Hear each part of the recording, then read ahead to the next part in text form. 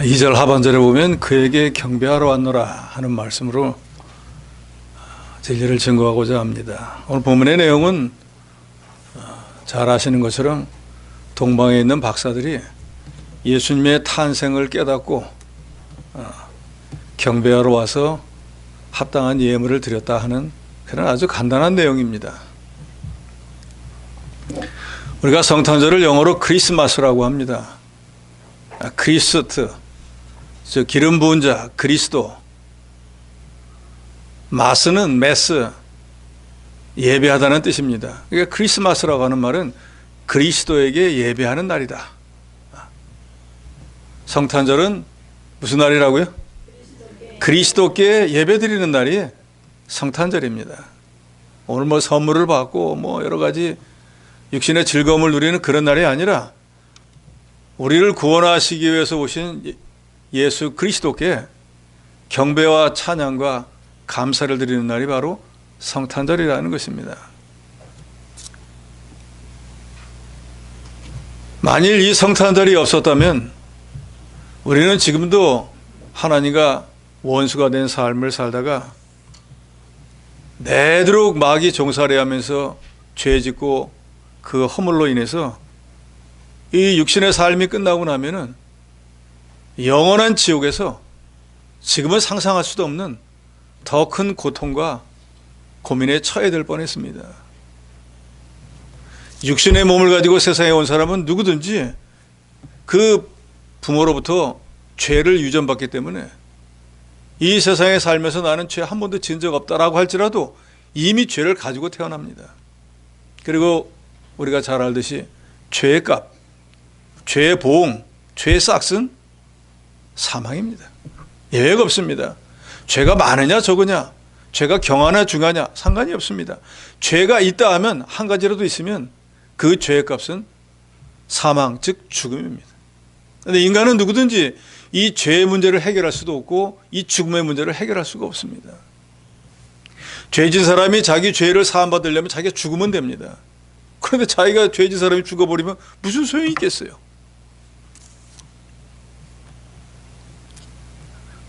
오늘 우리가 성탄절을 지키는 것은 우리의 구원을 예정하시고 우리의 구원을 역사하시는 하나님께는 영광이 되고 그리스도의 보혈의 공로를 힘입어서 구원을 받은 이 땅의 택한 백성들에게는 평화가 됩니다.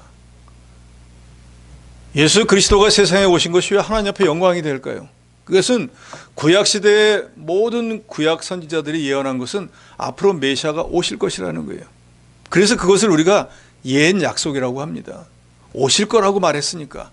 그래서 구약 성경은 오실 예수 그리스도에 대한 것을 말씀하고 있습니다. 그런데 정말로 그 구약의 선지자들이 예언한 대로 예수님이 오셨어요. 그래서 이제 우리는 그 오신 예수를 믿기 때문에 그 오신 예수에 기록되어 있는 말, 다시 오실 예수에 대해서 기록되어 있는 말을 새로운 약속이라고 해서 우리는 신약이라고 합니다. 결국 구약도 신약도 예수 그리스도에 대한 것입니다.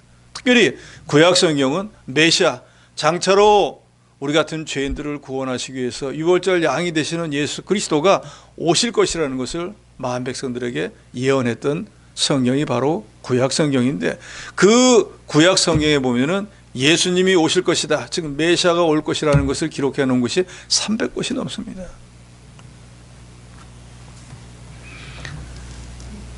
일례로 이사야 선지자도 예수님이 오실 것을, 메시아가 올 것을 예언했는데, 이 이사야 선지자는 지금부터 600년에서 700년 전에, 주님 오시기 전에 600년에서 700년 전에, 그러니까 지금으로부터 2600, 700년 전에 활동했던 그런 선지자였어요. 그런데 그 사람이 600, 700년 전에 예수님이 올 거라고 해놨는데 정말로 600, 700년이 지나고 난데 예수님이 오셨어요. 그러니까 하나님의 말씀이 이 땅에 그대로 이루어져서 지옥에 갈 사람들이, 저와 여러분 같은 사람들이 예수를 믿고 구원 얻게 되었으니까 하나님의 말씀이 성취된 그것이 하늘에서는 영광이 되는 것입니다. 그리고 그 예언하셨던 그 말씀대로 우리가 예수님을 영접하고 구원받게 되었으니까 우리는 하나님과 원수된 자리에서 이제는 하나님의 자녀가 되는 평화를 누리게 되었어요. 그래서 예수님의 탄생은 하늘에서는 영광이 되고 이 땅에 믿는 자들에게는 평화와 기쁨이 되는 것입니다. 여러분 이걸 믿으시기 바랍니다. 그래서 세상에서 예수 믿고 구원 얻은 성도들이 제일 복된 자들이에요. 그런데 우리가 그렇게 복된 자가 되기 위해서는 우리 주 예수 그리스도가 세상에 오셨기 때문이라는 거예요. 그분이 오시지 않았다고 하면 뭘 믿고 어떻게 구원을 얻겠어요? 물론 구약의 성도들이 어렴풋이 예수 그리스도가 올 거라는 것을 믿고 구원받지만 우리는 확실하게 오신 예수 그리스도를 믿고 다시 오실 예수를 믿습니다. 예수님이 동방에서 탄생했을 때, 유대 베들레헴에서 탄생했을 때 오늘 본문에 보면은 동방에서 박사들이 별을 보고 있다가 이 별이 바로 구약 성경에서 유대인들이 말하던 메시아가 탄생한 별이구나 하는 걸 알았습니다. 이 사람들은 점성술가니까 하늘에 있는 별을 쳐다보고 일기가 어떻게 되겠다, 뭐가 어떻게 되겠다 점을 치고 예언하던 그런 사람들이거든요. 그런데 이 사람들은 그러면 어떻게 유대인이 말한 그 별이 메시아라는 것을 깨달았을까? 우리가 알듯이 주전 586년에 유대 나라가 바벨론에서 멸망을 당해버리고 맙니다. 그리고 그 사람들이 바벨론의 포로로 전부 잡혀갑니다. 그런데 거기 가서도 성전도 없고 가르치는 사람도 없지만 자기들이 그동안에 유대 나라에서 듣고 보고 깨달았던 하나님은 여전히 섬겼어요. 그리고 자기 후손들에게 하나님의 말씀을 증거합니다. 우리가 지금 이런 고난의 삶을 살지만 선지자를 통해서 하나님이 우리에게 말씀하신 대로 메시아가 오면은 하나님의 나라를 회복할 거야. 우리가 다시 고향으로 돌아갈 수 있을 거야 하는 것을 늘 자녀들이 가르치고 자기도 그러한 소망을 가지고 살았습니다. 그러니까 이 동방의 박사들도 유대인들은 아니었지만 그 사람들을 통해서 들은 것이 있잖아요. 그러니까 이 사람들이 말하는 그 별이 나타나면 유대 나라가 회복이 되겠구나 하고 어느 날은 하늘을 쳐다보는데 정말로 그 별이 나타난 거예요. 그래서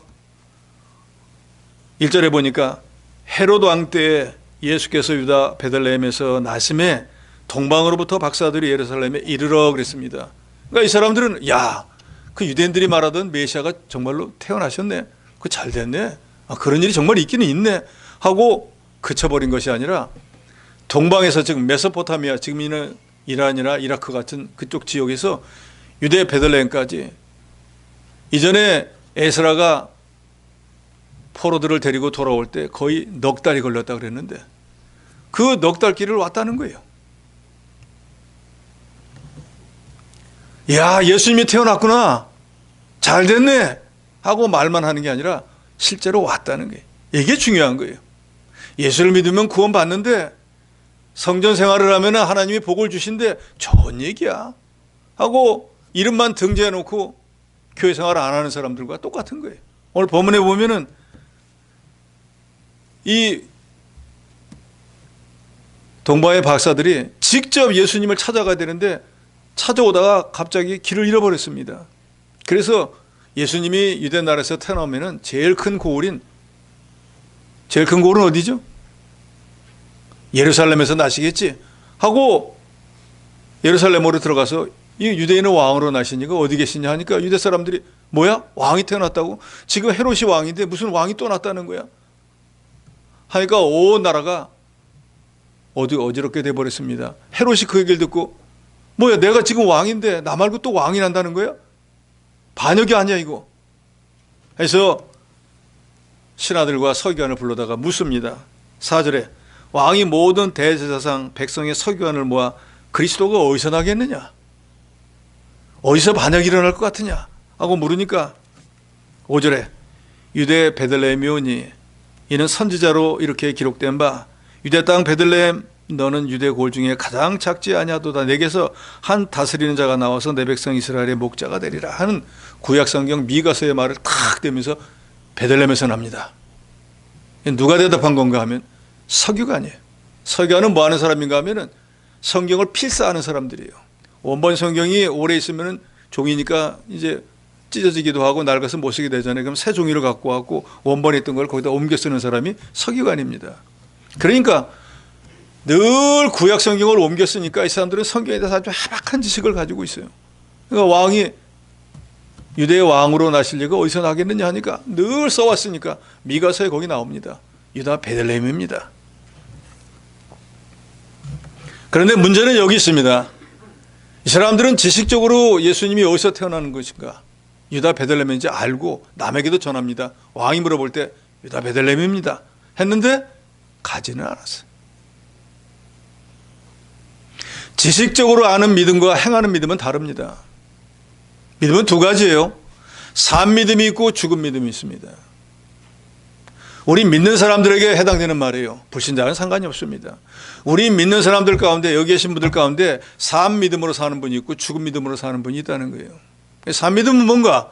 그리스도의 말씀을 들으면 일단 믿음이 절반은 생깁니다. 그러죠? 믿음은 그리스도의 말씀을 들으면서 난다고 했으니까 제가 지금 전하는 이 말씀을 들으면 여러분에게는 절반의 믿음이 이미 생긴 거예요. 그런데 그것이 정말로 믿음으로 화하는 것은, 즉 온전한 믿음으로 되는 것은 그 들은 것을 내 몸으로 행할 때 온전한 믿음이 됩니다.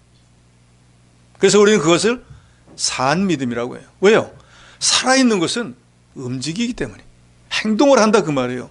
내가 아무리 많은 지식을 알고 성경에 어디에 뭐가 있지 하면 몇 장 몇 절 짝짝짝짝 아무리 백날을 외워도 실제로 행하는 게 없으면 그건 죽은 믿음일 뿐인 거예요. 입으로만 믿는 믿음이, 귀로만 듣는 믿음이라 그 말이에요.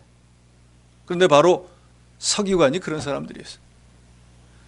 구약의 선지자가, 구약이 몇 권이죠?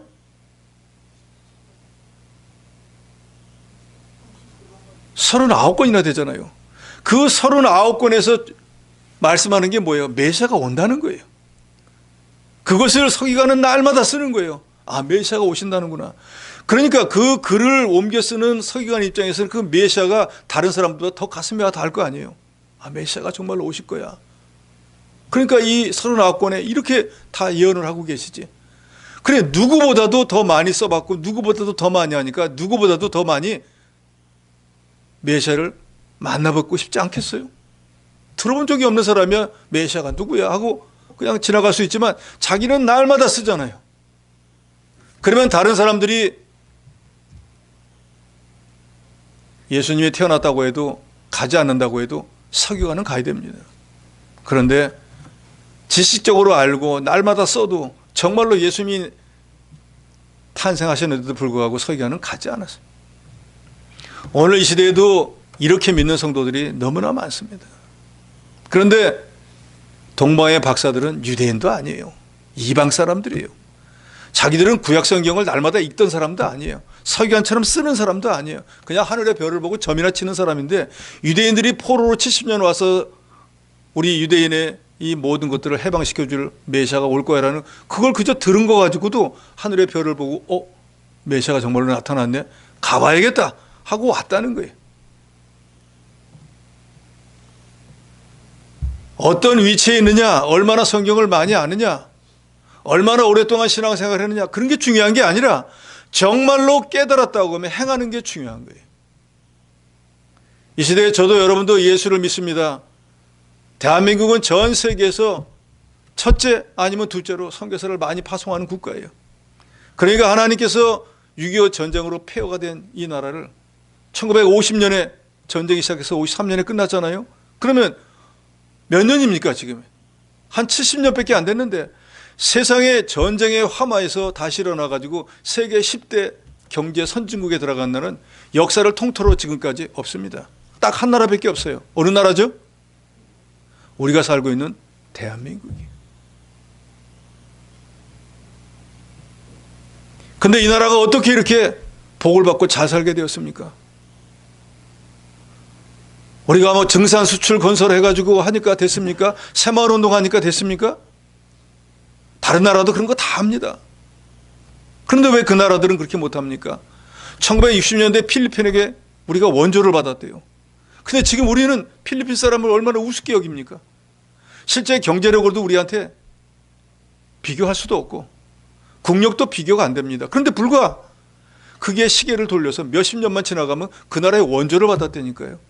지금은 잘 쓰지 않는 장충체육관이라고 있잖아요. 둥그렇게 생긴 거. 그거 필리핀 사람들이 돈 줘서 세웠다잖아요.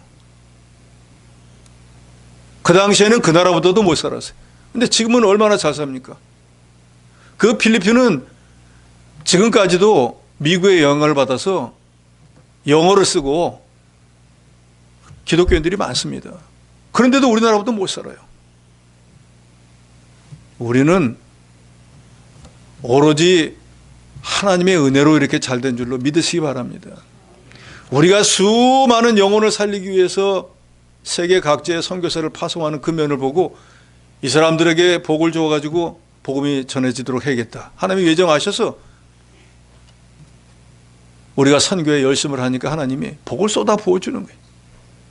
나라도 교회도 가정도 이런 영혼이 잘 되는 일에 열심을 내면은 마태복음 6장 33절에 무슨 말씀이 있죠?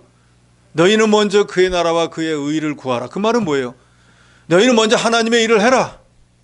그러면 세상 불신자들이 뭘 먹을까? 뭘 마셔야 될까? 뭘 입어야 될까 하는 그런 거 하나님이 그건 마땅히 너에게 있는 줄 알고 그건 덤으로 준다 그랬어요. 그러니까 우리 기독교가 들어온 지 얼마 되지도 않는데 우리가 전 세계에서 선교사를 몇 번째로 파송하는 그런 나라가 되고 하나님이 복을 쏟아 부어주어서 이 나라가 이렇게 부강한 나라가 되었잖아요. 이 모든 것이 하나님의 은혜인 줄로 믿으시기 바랍니다.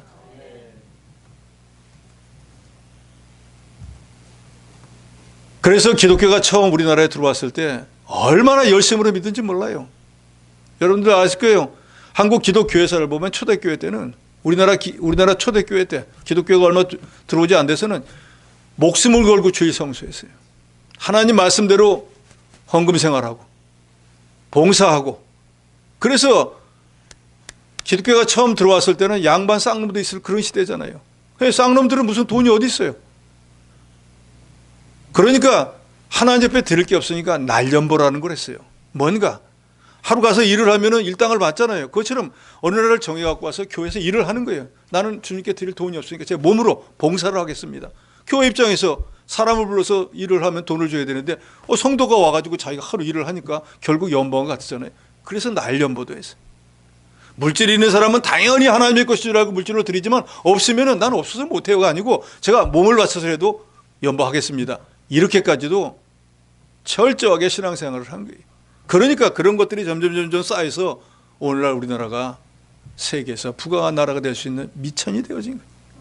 심지 않고 거두는 법은 세상에 없습니다. 그렇잖아요? 아인슈타인 굴뚝이 어떻게 연기가 나겠어요? 우리가 지금 시원찮게 신앙생활을 해도 우리 앞서간 우리 신앙의 선진들은 열심으로 목숨을 바쳐서 주의를 지키고 하나님 앞에 드릴 걸 마땅히 드리면서 자기 온몸을 희생해가면서 봉사했기 때문에 오늘 한국교회가 이렇게 부흥이 된 것이고 지금은 그런 것들이 시들해져 버리니까 점점 기독교가 쇠퇴하고 있는 거예요. 아는 것과 행하는 것은 다릅니다. 그렇게 지식이 많은 서기관은 예수님이 태어났으면 1등으로 뛰어가 봐야죠. 남에게 알리기도 전에. 그러나 가지는 않습니다. 헤로드 왕에게 말은 하죠. 유다 베들레헴입니다. 성경에 나오거든요. 한 말도 틀린 게 없습니다. 그러나 그 사람이 잘못된 건 뭐예요? 가보지는 않는다는 거예요. 그런데 서기관도 아니고 유대인도 아니고 성경을 날마다 읽는 사람도 아닌 동방의 박사들은 그저 귀로 전해들은 그것이 정말인가 하고 찾아왔다는 거예요. 누가복음 2장 15절에 보면은 천사들이 떠나 하늘로 올라가니 그 말은 목자들에게 유대의 왕이 태어났다라고 하는 말을 알려주니까 목자가 서로 말하되 이제 베들레헴으로 가서 주께서 우리에게 알리신 바 이루어진 일을 보자. 들었으니까 가보자 하고 왔다는 거예요. 동방의 박사들을 얘기하는 거예요.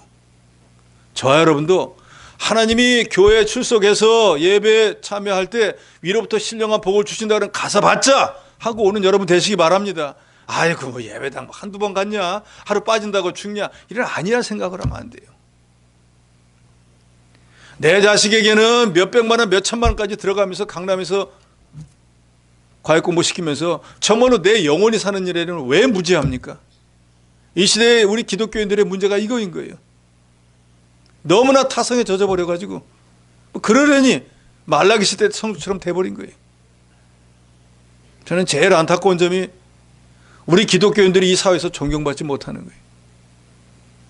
그래서 우리도 스스로 그렇게 말하는 사람도 있지만 불신자들은 우리 기독교를 똑바로 기독교라고 안 합니다.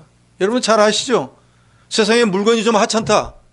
그 떡 중에 떡이 별로 맛이 없다. 그럼 무슨 떡이라고 부르죠? 개떡이라고 부르잖아요. 뭐든지 좀 시원찮고 뭐 좋지 않다. 그럼 앞에다가 그걸 붙이잖아요.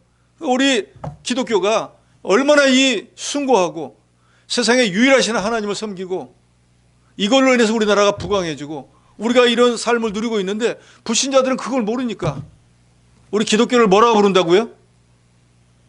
입에 올리기도 좀 그렇잖아요. 그렇게 부른다 그 말이에요. 우리가 하나님 앞에 회개해야 됩니다.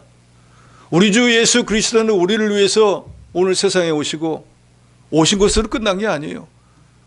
우리가 죽어야 되는데 우리 대신 십자가에서 죽어주셨는데 그냥 죽은 게 아니에요. 창에 찔렸습니다. 머리에 관을 씌웠어요.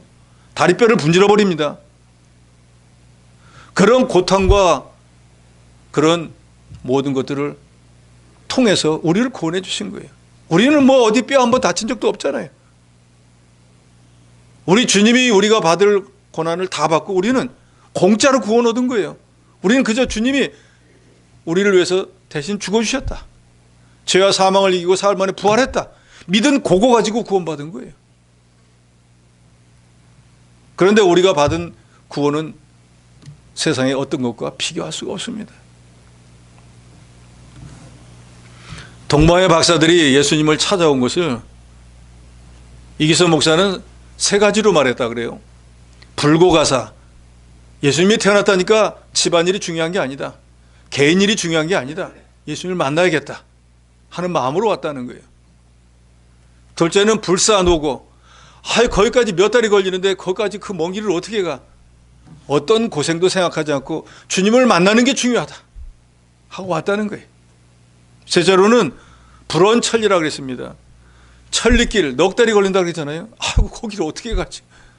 가다가 도둑만 나면 죽을지도 모르는데 그런 염려 걱정은 뒤에다 두고 주님이 태어나셨단다. 메시아가 오셨단다. 메시아를 보러 가야겠다 하는 그 소망을 가지고 왔다는 거예요. 오늘 성탄절 예배에 참여하신 여러분들도 이 주님을 10년 가운데서 만나시기 바랍니다. 세상 일에 얽매이는 있는 사람은 주님 찾아가지 못합니다. 자기 지식 갖고 자랑하는 유대인들, 특별히 오늘 본문에 보면 서기관들 주님 찾아가지 않습니다. 그러면서 오늘 본문에 보니까 헤롯이 가만히 박사들을 불러 거기 나오죠. 7절 이하에 나타난 때를 자세히 묻고 베들레헴으로 보내며 가서 아기에게 대하여 자세히 알아보고 찾거든 내게 구하여 나도 그에게 경배하게 하라. 나도 가서 경배할 거니까 어디 있는지 찾으면 그때 나한테 와서 얘기해 줘. 자기가 1등으로 가야죠. 자기는 안 갑니다. 그러니까 왕도 안 가. 서기관도 안 가. 다른 유대인들도 소문을 다 들었을 거 아니에요. 유대인들은 날 때부터 성경을 듣고 배우는 사람들이잖아요.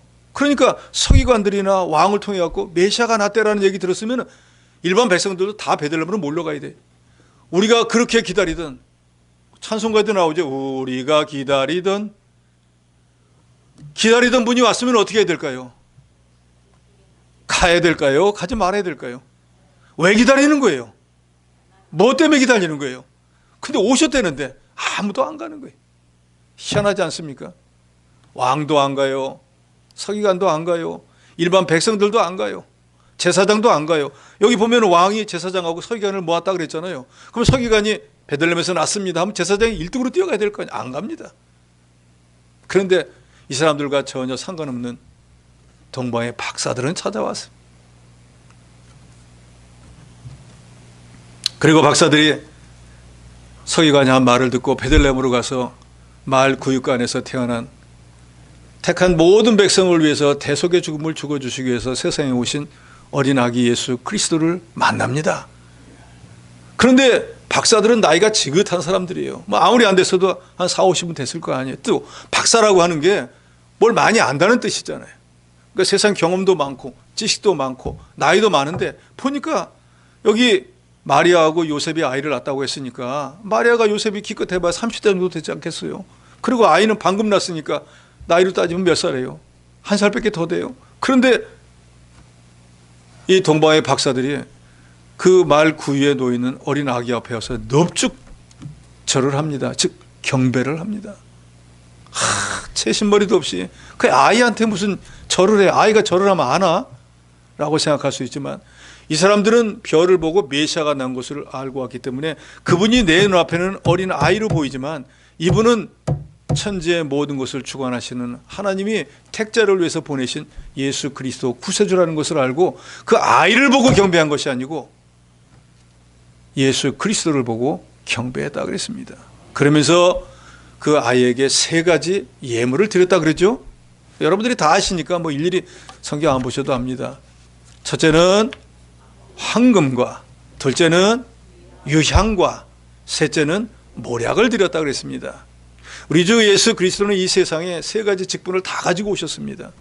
왕의 직분, 그래서 왕에게 합당한 것은 금이고, 둘째로는 선지자의 직분, 백성들을 가리키기도 하고 하나님 말씀을 증거하기 위해서 그 선지자에 합당한 것은 유향이고, 그 다음에 제사장의 직분이 있으니까 제사장에게 합당한 것은 모략입니다.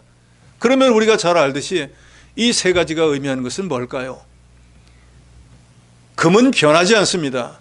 그렇기 때문에 금은 믿음을 상징하죠. 유향은 향기로운 향이잖아요. 그것은 계시록에 보면 하나님께 올라가는 기도라 그랬습니다. 그러니까 유향은 기도를 상징하고, 또 3번째인 모략이라고 하는 것은 사람이 죽으면 장사 지낼 때 시체가 부패하지 않도록 썩는 걸 방지하기 위해서 바르는 것이 모략입니다. 그것은 헌신을 의미합니다. 그러니까 동방의 박사가 3가지의 예물을 가지고 와서 주님께 드렸다고 하는 것을 오늘 이 시대는 그 예물의 종류를 우리가 알아야 되는 것이라, 예물이 의미하는 그 의미를 저 여러분이 깨달아야 돼요. 주님이 우리에게 원하시는 것은 믿음이에요. 우리의 기도입니다. 우리의 헌신입니다. 주님이 이 세상에 왜 오셨습니까? 택자를 구원하시기 위해서, 저 여러분을 구원하시기 위해서 왔다 그 말입니다. 그럼 우리를 구원해서 우리에게 원하는 게 뭐예요? 왜 우리를 구원했습니까? 왜 여러분을 구원했습니까? 왜 여러분에게 교회의 지체가 되겠습니까? 왜 여러분에게 교회에서 여러 가지 은사와 직분을 주십니까? 왜 여러분들에게 세상에서는 받지도 못하는 집사, 권사, 장로, 목사, 이런 세상에서 말하는 사자를 붙여가지고 존귀 높여줍니까? 왜 존귀하게 대해줍니까? 그러면서 당신은 왜 우리를 이 존귀한 자로 만들기 위해서 대신 죽으셨습니까? 목적이 있지 않겠어요? 디도서 2장 14절에 보면은 왜 우리를 위해서 대신 죽어주셨는지 거기 분명히 기록하고 있죠. 주께서 십자가에서 우리를 위해서 대신 죽어주신 목적은 제일 첫 번째를 우리를 죄 없는 자로 만드시고, 서두에 말씀드린 대로 우리는 우리 힘으로 죄의 문제를 해결하지 못해요. 그래서 주님이 우리 대신 죽어주심으로 우리가 죄사함을 받습니다. 오늘 새벽에도 제가 말씀드렸지만 예수는 한 분인데, 예수가 한 분 죽고 난 뒤에, 아니 구약시대부터 주님 오실 때까지 그 수많은 사람이 죽는데 어떻게 그 사람들의 생명을 다 예수 한 분이 죽었다고 다 용서해 줄 수 있을까? 좀 어떻게 보면 이해가 좀 잘 안 될 수도 있죠. 그래서 제가 새벽에 그렇게 말씀드렸습니다. 이 지구상에 보면은 시냇물, 강물 뭐 이런 게 엄청나게 많잖아요. 많습니까? 안 많습니까? 그러면 그 강물이나 시냇물이 최종적으로 어디로 갑니까? 예? 바다로 갑니다. 그래가지고 막 여름에 비가 엄청나게 오면 막 강이 넘치고 막 생 난리가 나가지고 바다로 다 가면 바다가 나중에 넘쳐가지고 지구가 완전 넘쳐버립니까? 어떻게 됩니까? 예? 아무리 비가 많이 오고 아무리 많은 강물과 시냇물이 흘러가도 바다는 여전히 그대로 있습니다. 그러니까 바다가 큽니까? 세상에 이 지구상에 있는 모든 강들을 다 합한 게 큽니까? 어떤 게 큽니까? 바다가 더 크죠. 그러니까 우리 주님을 바다라고 비교하고 구원받는 모든 성도를 강물이나 시냇물이라고 한다고 하면 아무리 많은 성도가 있다고 해서 예수님이 능히 구원할 수 있습니까? 없습니까? 있습니다. 그렇기 때문에 우리가 예수를 믿기만 하면 우리는 구원받는 거예요. 1대1로만 생각하면 안 되지만 예수님은 하나님이잖아요. 하나님은 말씀으로 모든 걸 창조하실 수 있는 무한한 능력을 가진 분이기 때문에 그 하나님이 우리 죄를 사해 주셔야 되는데, 하나님이 우리 죄를 사해 주면 내 죄 사해 줄게 하면 간단하지만, 우리 사람의 죄를 사함 받으려면 사람이 죽어야 되잖아요. 1대1로. 그래서 하나님이신 예수 그리스도가 성령의 능력으로 죄 없는 몸으로 세상에 오기 위해서 마리아에게 잉태가 되어서 요셉의 자손으로, 즉 다윗의 후손으로 우리 같은 육신을 입고 세상에 오셔서 십자가에서 대신 죽어주신 거예요. 인간이 죽었으니까 인간의 죄가 사함받을 수 있잖아요. 그런데 인간이지만 예수님은 또 하나님이시기 때문에 그 한 분이라는 것이 택한 모든 사람의 생명을 학각보다 더 크기 때문에 이제는 일일이 한 사람 한 사람 죽지 않더라도 예수가 내 죄 때문에 십자가에 피 흘려 죽은 것과 죄와 사망을 이기고 부활한 것을 믿기만 하면 저와 여러분은 구원을 받는 거예요. 그래서 요한복음 3장 16절에 분명히 말씀하죠. 하나님이 세상을 이처럼 사랑하사 독생자를 주신 것은, 즉 성탄절에 예수님을 세상에 보내주신 목적은 뭐 때문에 그러는가? 이는 저를 믿는 자마다, 즉 예수가 내 죄 때문에 십자가에 피 흘려 죽은 것과 죄와 사망을 이기고 사흘 만에 부활한 것을 믿는 자, 이걸 믿어야 돼요. 다른 걸 믿으면 안 됩니다. 뭘 믿는다고요? 예수님이 내 죄 때문에 십자가에 피 흘려 죽은 것, 죄와 사망을 이기고 부활한 것. 죄와 사망을 이기고 부활했다는 건 뭘 말하는 거예요? 죄값이 사망인데 죄가 없는 사람은 죽을까요? 안 죽을까요? 죽었다고 해도 다시 살 수가 있는 거예요. 그게 예수님이 증거하신 거예요. 죄가 없이 세상에 왔기 때문에 본디오 빌라도에 의해서 죽음을 당하긴 하지만 죄가 없으니까 다시 살아나신 거예요. 우리는 이걸 믿기만 하면 과거와 현재, 미래의 모든 죄를 사함받고 깨끗한 사람이 됩니다. 그래서 디도서 2장 14절이 그걸 말하는 거예요. 예수님이 너희를 위해서 죽은 것은 까닭없이 죽은 게 아니고 너희를 이처럼 깨끗한 사람으로 만들고, 그 다음이 중요한 거예요. 여러분 다 아시죠? 너희를 이와 같이 깨끗한 사람으로 과거, 현재, 미래의 모든 죄를 다 사함받게 하시고 어떤 사람으로 만들려고 한다 그러죠? 하나님의 일에 뭐 하느냐? 열심 내는 친백성이 되게 하려는 거예요. 즉 하나님의 일을 하는 사람이 되게 하려고 저와 여러분을 구원해 주셨다는 거예요. 여러분 이거 믿으시기 바랍니다. 그러니까 세월이 지나고 나면 집사의 직분을 받아서 일을 해야 되는 거예요. 교회 일을 해야 된다 그 말이에요. 100년 1000년 죽을 때까지 교회 일을 한 번도 안 하고 천국 간다고 하면 그 사람은 하나님 앞에 가서 책망받습니다. 왜요? 너는 내가 너를 구원해 준 목적이 뭐냐 모르고 평생토록 신앙생활을 했다고 한 거니까요. 정말로 예수를 믿고 구원 얻었고 예수님이 내 죄를 위해서 대신 십자가에 피 흘러 죽어주신 것을 믿는다면 그 사람은 그 대신 죽어주신 주님을 위해서 일하는 사람이 되어야 돼요. 그게 바로 모략과 같은 거예요. 헌신을 말하는 거예요. 이제 저와 여러분은 예수 믿고 난 뒤에 육신이 잘 되는 일보다도 하나님이 잘 되는데, 즉 내 영혼이 잘 되는데 목적을 가지고 사셔야 됩니다. 이 육신은 얼마 있으면은 없어져 버립니다. 그러나 우리의 영혼은 영원하고 영원한 세계에 가서 살게 돼 있어요. 그 세계에서는 이 땅에 있을 동안에 어떻게 자신을 하나님의 말씀으로 만들었느냐가 중요한 거예요.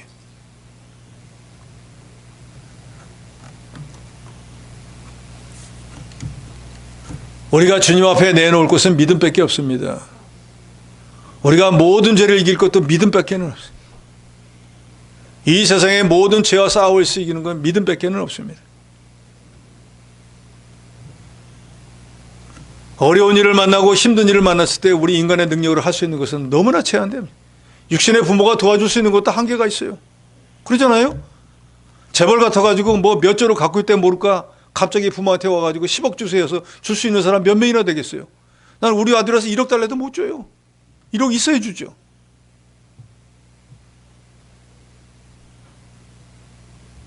아들이 중병을 앓고 있는데 병에서 낫게 해달라고 하면 그 아들을 낫게 해줄 수 있는 부모가 누가 있습니까? 못 낫게 해줍니다. 하다못해 직장에서 상사가 괴롭히는데도 그것도 가서 해결 못 해주잖아요. 그렇지 않습니까? 근데 우리가 할 수 있는 게 뭐가 있겠어요? 우리가 할 수 있는 것은 기도가 있습니다. 우리가 하나님과 교통할 수 있는 특권이 있다 그 말이에요. 그러니까 예수님을 정말로 만나기 위해서 왔던 동방의 박사들이 우리 주님 앞에 드렸던 믿음과 기도와 헌신을 이 시대에 우리도 드리는 저 여러분이 되어야 됩니다. 그런다고 하면 이 성탄절에 우리를 위해서 오셨는데 그분을 오셔서 고난만 당하다가 세상을 떠났잖아요. 나 같은 것을 건져주었는데 이 성탄절을 당하면서 주님, 그래도 제가 올 한 해는 믿음으로 살았습니다. 제게 맡긴 여러 가지 직분이 있어서 나름대로 한다고 헌신했습니다. 날마다 하지는 못해도 그래도 주님 앞에 기도하는 생활을 했습니다. 라고 하면은 우리 주님이 얼마나 기뻐하실 거예요. 저는 늘 걱정되는 게 다른 게 아닙니다. 이제 하나님이 언제 부를지 몰라요. 내일 부를지 내년에 부를지 몇 년 있다 부를지 모르는데 준비가 안 돼가지고 주님의 심판대 앞에 갔는데 너 내가 그렇게 오랜 세월 동안 세상에 남겨놓고 목사로서 이런저런 은사도 주고 먹고 사는데 지장도 없이 해놓았는데 나를 위해서는 뭘 했느냐라고 물을 때 마땅히 내놓을 게 없을까 봐 그게 걱정이. 제가 목회했는데요, 성도들 가르쳤는데요, 그거 가르쳐가지고 믿음이 자라는 사람 몇 명이야 라고 물을 때 내가 저기 그 A집사도 좀 잘한 것 같고 B집사도 잘한 것 같은데 내가 볼 때 하나도 안 잘하는데 하면은 주님 앞에 얼마나 부끄럽겠어요. 이게 걱정이라 그 말이에요. 여러분 개인들도 걱정하셔야 됩니다. 얼마 안 남았어요. 여기 자녀들이라고 영원토록 살 것 같지만 아니에요. 누가 먼저 갈지 몰라요. 문제는 누구라 할 것도 없이 다 그리스도의 심판대 앞에 한 번은 서게 된다는 거예요. 그때 주님이 이 세상에서 저와 여러분에게 베풀어 줬던 모든 것들에 대한 것에 결산을 하게 됩니다. 그때 만약에 한 달란트 받은 사람처럼 깨닫지 못해가지고 장사 안 하면 말할 것도 없이 부끄러움 당하고 가진 것도 다 빼앗기실 것이고, 그래도 2달란트 정도 받은 사람처럼 열심으로 헌신하고 기도하고 믿음 생활을 했다고 하면 주님이 잘했다 하고 칭찬은 받을 수도 있을 거예요. 저는 여러분들이 이 세상을 떠나기 전에 믿음의 준비를 잘 하시고 하나님과 늘 교통하는 생활을 하시면서 주께서 맡긴 모든 일에 헌신하는 삶을 살아서 장차 주 앞에 서셨을 때 마치 동방박사처럼 제가 믿음을 드립니다, 제 기도를 드립니다, 제 헌신을 드립니다, 그래서 제가 여기까지 왔습니다 할 때 주님으로부터 참 잘했다, 착하고 충성된 종아 하고 칭찬을 받고 상급을 받고 존귀와 영광을 누리는 그런 여러분이 되시기를 주의 이름으로 축원합니다.